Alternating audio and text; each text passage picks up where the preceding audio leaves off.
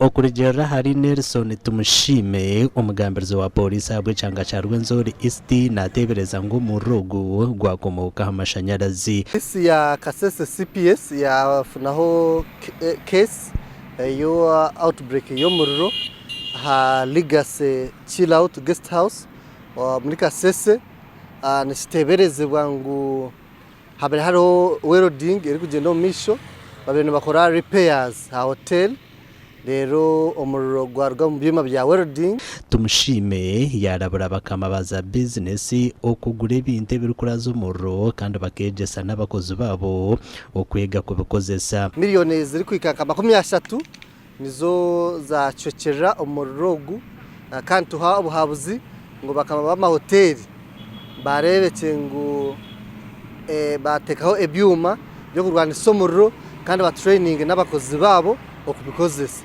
John Wachuwoma Monday mukama w'icombe kw'Icyasya nagira ngo yaferwe ibintu byinji munonga emufaraso hamwe na namabati.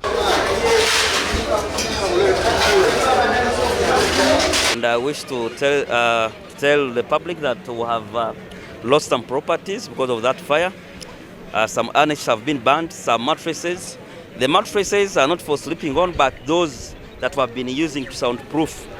We had recently impact on soundproofing our premises so that we can really comply with the NEMA and the municipal standards. Wachuwoma na nabebembezi basima polisi na nabatura abashikiraho mu bwire okuraza umuriro gutaka kwa Sirechombe kuchona. I'm very thankful to the Uganda Police Fire Brigade and then the Bataka who mobilized themselves so quickly to come and help to quench off the fires.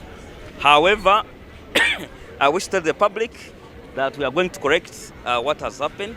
We are going to make sure we replan and then rearrange the place. Amakuru agashakwa Gilbert Mahangu zo muri Kasese.